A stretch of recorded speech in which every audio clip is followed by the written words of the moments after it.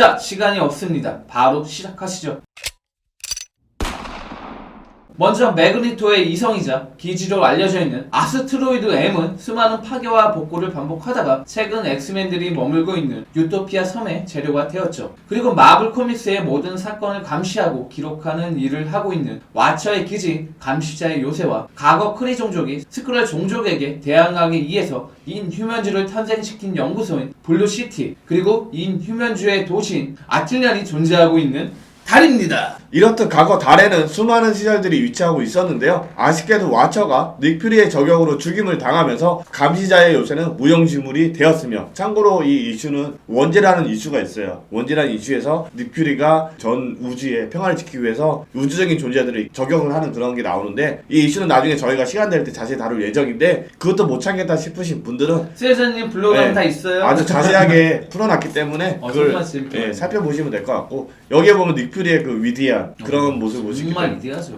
아무튼 과학과 역사적인 산물이었던 블루시티는 지금은 아무도 찾아오지 않는 유령 도시가 되었죠. 또한 블랙볼트가 다스리고 있던 아틸라는 그의 동생인 막시무스와 킥실버, 정부 등에 의해 수없이 파괴와 제거를 반복하다가 결국 지구로 기지를 옮기면서 벌어지게 되었죠. 물론 지구에 옮겨진 아틸란의 기지도 여러 번의 파괴와 복구를 반복하게 됩니다. 그리고 마블 유니버스 안에는 인간형 외계인들이 분자 제어 능력과 금속의 힘을 사용할 수 있는 세계인 아스트라 행성과 자넷 벤다인의 아버지를 죽이고 자넷이 와스프를 거듭나는데 큰 동기를 부여한 외계인들이 살고 있는 코스모스 차원. 이것은 추후에 이제 앤트맨과 와스프라는 영화가 만들어지잖아요. 원작에서 보면 이 코스모스 차원에 있는 외계인이 자넷 벤다인이 와스프로 되는데 큰 동기를 부여를 해요. 만약에 원작을 어느 정도 사용하고 있다면 당연히 코스모스 외계인도 등장할 가능성이 있다는 거죠. 또한 타노스의 고향 행성인 타이탄도 마찬가지예요. 그 인피니티 워라고 어벤져스 3 영화가 만들어지잖아요. 거기서 타노스의 기원을 밝히려면 얘가 태어난 타이탄부터 들어가야 돼요. 필연적으로 등장할 수밖에 없겠죠. 그렇기 때문에 이것도 알아두시면 좋을 것 같아요. 이렇듯 작화와 작품에 따라서 수많은 해선들을 마블은 만들어내게 됩니다. 이 밖에도 마블 유니버스에는 판타스틱 4에게 초능력을 부여하고 어나일러스라는 거대한 악당을 만들어낸 네거티브 존과 양자 역학의 세계인 마이크로버스, 이 세계는 앤트맨 영화에 잠깐 등장했죠.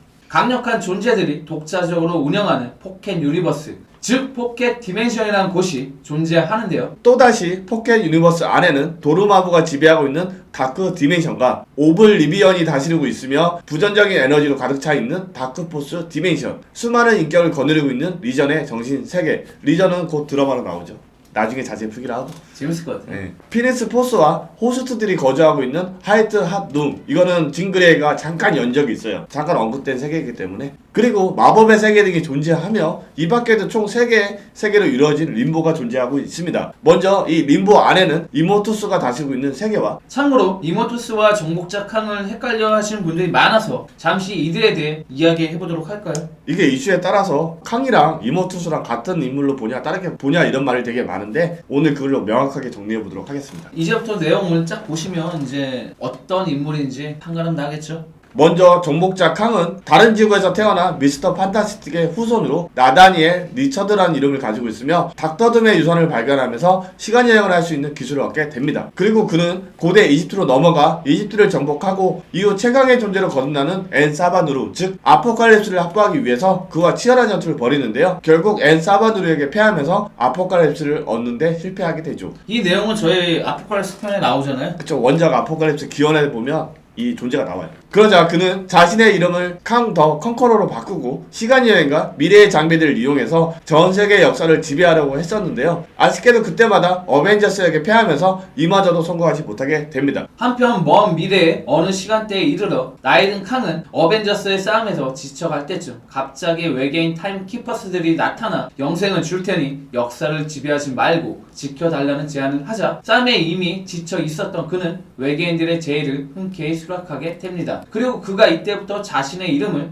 이모투스로 바꾸면서 과거의 젊은 칸과 이모투스는 서로 다른 인물로 분리되어 버리죠. 즉 이모투스와 캉은 원래 같은 인물이에요. 게다가 이 사건을 계기로 여러 시간대에 존재하는 서로 다른 버전의 칸들이 생겨나게 되자 이 사실을 알게 된 이모투스와 젊은 칸은 열등한 버전의 자신들을 제거하기 위해서 치열한 전투를 시작하게 되죠. 그래서 수많은 캉들이 생겨나게 된 거예요. 그리고 이 모든 사실을 알게 된 과거의 10대 캉은 자신은 절대로 이런 잘못을 하지 않겠노라 다짐하며 스스로의 이름을 아이언 레드로 바꾸고 히어로로 거듭나게 되죠. 좀 복잡하죠. 간단하게 말해서 원래 캉이 있고 먼 미래의 캉이 외계인의 꿈에 넘어가면서 얘가 이모토스로 바뀌게 돼요. 그러면서 과거의 캉과 미래의 캉이 서로 다른 독립된 인물로 분리가 돼버린 거죠. 그래서 이 두 명이 이제 새로 생겨난 캉을 해집고 다니다가 한참 후에 과거에 있던 캉이 젊은 캉이 캉 더 컨커러랑 이모투스가 악행을 저지른 걸 봤잖아요. 네. 그래서 자기는 자기 미래의 모습처럼 안 되겠다 싶어서 아이언 레드라는 히어로로 거듭나게 되는데 그러면서 이제 또 다른 인격체로 분리가 된 거죠. 그러니까 결국 한 놈 가지고 캉 한 명이 나눠진 거예요. 여러 가지 인격으로. 혼자 다 해먹었네? 왜냐면 그게 시간여행이라는 특수성이 있기 때문에 원래 시간여행을 하다가 조금만 바꾸면 그 나비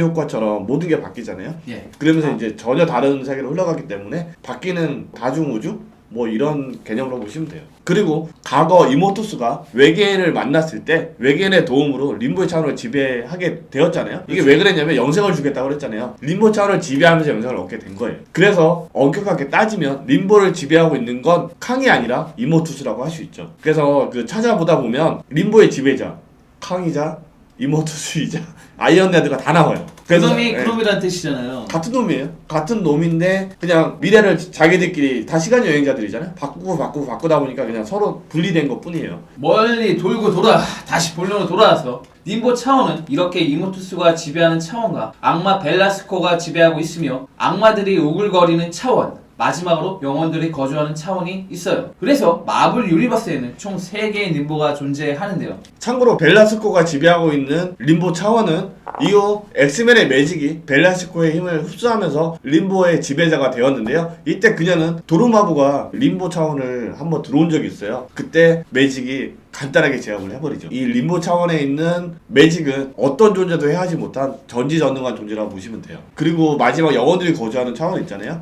여기서는 과거에 이제 피터 파커가 시간여행을 하면서 잠깐 들어가는 차원이에요. 그리고 미스터 판타스틱의 아들인 플랭클린 리처드가 10살 때 이불 속에서 창조한 포켓 유니버스와 영화 닥터 스트레인지에서 닥터 스트레인지가 도루마부를 가두면서 사용한 차원도 어찌 보면 이 포켓 유니버스라 할 수 있죠. 즉 포켓 유니버스란 강력한 존재들이 만들어낸 또 다른 공간으로 일종의 땅 따먹기와 비슷한 개념이에요. 옛날 땅따먹기 게임은 정말 많이 했는데 저도 참 재밌게 했었어요. 이걸 위키백과에서는 우주 안에 우주라는 어려운 말로 표현하고 있어요. 왜 이렇게 어려운 말을 많이 쓰는지. 있어 보려고. 가다가 해서 요만큼 자신만의 세상을 만들어서 도루마무처럼 연역을 넓혀갈 수도 있고 닥터 스트레인지처럼 강력한 악당들을 가두기 위해서 감옥으로 사용하는 경우도 있고 자신만의 뭐 또 다른 세상을 만들기 위해서 창조하는 그런 세상이라는 것이죠. 그리고 닥터 스트레인지는 이것을 이용해서 생텀 안에 수많은 포켓 유니버스와 차원들을 연결하고 있는데요. 이것은 한정된 공간에 다양한 세상을 표현할 수 있기 때문에 마블에서 자주 사용하는 방식이라 할 수 있습니다. 그러니까 요만큼 공간이 있으면 요 안에 마블 유니버스랑 마블 멀티버스를 창조할 수 있다는 거예요. 그래서 포켓 유니버스가 좋은 거죠. 그럼 여기저기로 많이 써먹을 수 있겠네요. 특히 마법이나 뭐 우주적인 존재들 아까부터 애벌레 영상으로 많이 나오잖아요. 얘네가 가지고 있는 것도 어떻게 보면 일종의 포켓 유니버스라고 할 수 있어요. 이렇듯 마블 유니버스는 지구를 중심으로 수많은 성과 행성이 존재하고 있으며 차원과 포켓 유니버스를 이용해서 계속해서 세계관을 넓혀 갔었는데요. 이후 이 세계관이 작가들이 손도 못 댈 정도로 난잡해지자 결국 마블 코믹스는 시크릿 워즈로 마블 유니버스와 멀티버스를 밀어버리고 배틀월드라는 새로운 세계관을 다시 창조하게 되죠. 즉 마블 코믹스에서 그려지는 세계관은 고정되어 있는 세계관이 아니라 필요에 따라서 중축이 되고 사라지는 유동적인 세계관이라는 것이죠. 참고로 이때 그 배틀월드가 생겨나게 됐잖아요. 배틀월드가 생겨나게 되면서 과거에는 영화가 흥행하지 않았기 때문에 코믹스적인 색채가 많이 그려졌는데 이후 이제 울버니나 이제 아이언맨이 성공하게 되면서 배우들의 얼굴을 많이 코믹스에 차용하게 됐어요. 그렇죠. 그러다 보니까 이제 나중에 영화가 좀 더 커지잖아요. 마블 시네마틱 유니버스라는 거대한 세계관이 만들어졌고 그래서 배틀월드 안에 그 영화의 세계관을 많이 녹여놨어요. 그러니까 결국은 이걸 다 영화로 만들겠다는 소리죠. 그러면 저희 팬들 입장에서 땡큐죠.